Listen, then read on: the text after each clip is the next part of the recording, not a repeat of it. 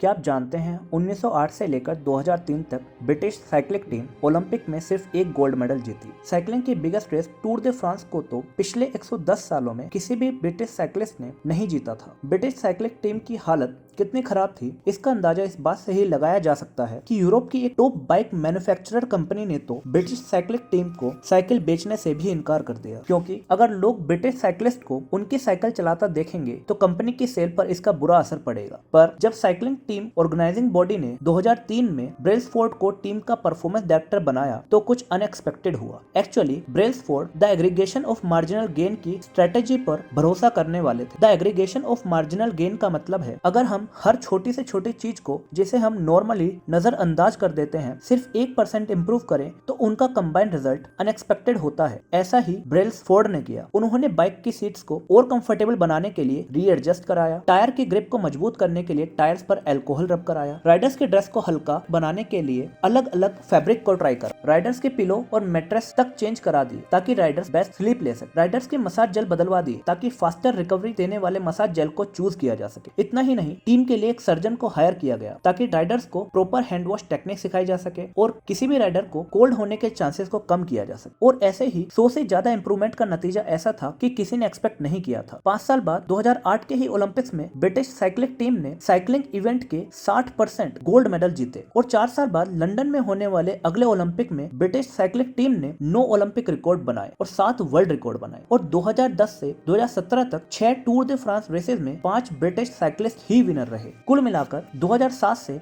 2017 के बीच British cycling team 178 world championship, 66 Olympic और पैरा ओलंपिक गोल्ड मेडल जीत चुकी थी। आइए बात करते हैं अपनी बुक के बारे में। जेम्स क्लियर की बुक एटॉमिक हैबिट बिल्डिंग की सबसे इफेक्टिव और साइंटिफिक बुक है। ऑथर कहते हैं बैड और टाइम वेस्टिंग हैबिट्स के साथ जीने वाले लोग समय के हिसाब से चलते हैं, परंतु गुड और रिजल्ट ओरिएंटेड हैबिट के साथ जीने वाले लोग समय को अपने हिसाब से चलाते हैं।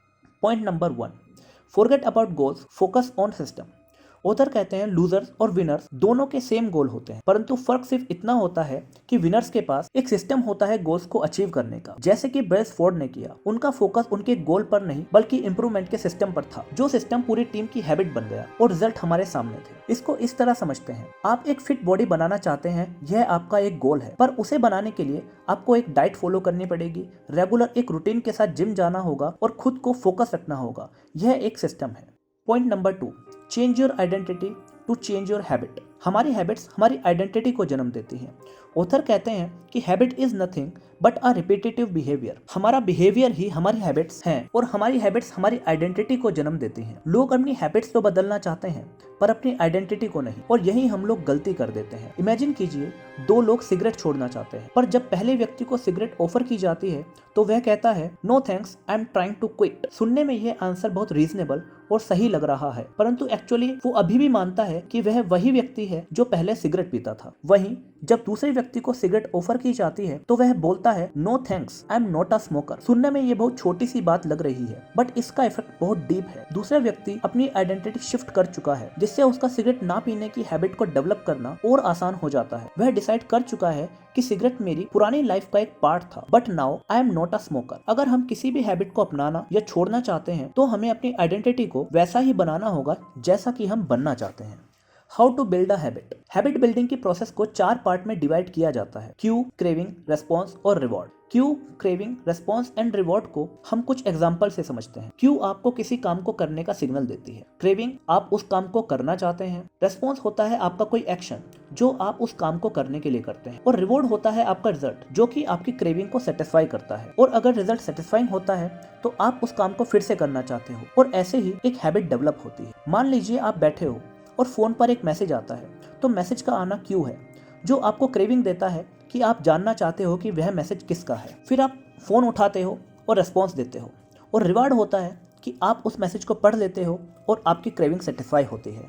किसी गुड हैबिट को डेवलप करने के लिए हमें क्यू को ऑब्वियस, क्रेविंग को अट्रैक्टिव, रेस्पॉन्स को ईजी और रिवॉर्ड को सेटिस्फाइंग बनाना होता है। मान लीजिए आप बुक पढ़ने की हैबिट को डेवलप करना चाहते हो, तो आप अपनी बुक को किसी ऐसी जगह रखें जहां वो आपको ऑब्वियसली दिखेगी, या आप फ़ोन में एक अलार्म लगा लीजिए जो बताएगा कि आपको बुक पढ़नी है। अब अपनी क्रेविंग को अट्रैक्टिव बनाने के लिए आप वही बुक चूज़ करें जिसे पढ़ने का आपका सच में मन है, या जो बुक आपको इंटरेस्टिंग लगती है, क्योंकि बोरिंग बुक पढ़ने से आपकी क्रेविंग अट्रैक्टिव नहीं बनेगी और आप रेस्पॉन्स ही नहीं देंगे तो हैबिट शुरू ही नहीं होगी।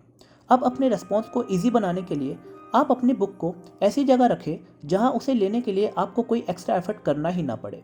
अगर आप बुक रात को सोने से पहले पढ़ना चाहते हैं तो आप उसको अपने बेड के साइड पर रखें ताकि आपको बुक उठाने के लिए कोई एफर्ट करना ही ना पड़े। अब अगर बुक आपकी पसंद की है तो ऑफकोर्स वो आपकी क्रेविंग को सेटिस्फाई करेगी और नेक्स्ट डे आप फिर से वही बुक पढ़ना चाहेंगे और इसी तरह आपकी कोई भी गुड हैबिट डेवलप होगी। इसी तरह अगर आप किसी बैड हैबिट को छोड़ना चाहते हैं तो आपको उसका उल्टा करना होगा।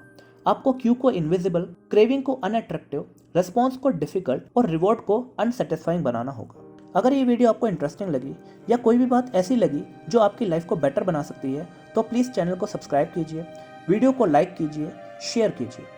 Thank you.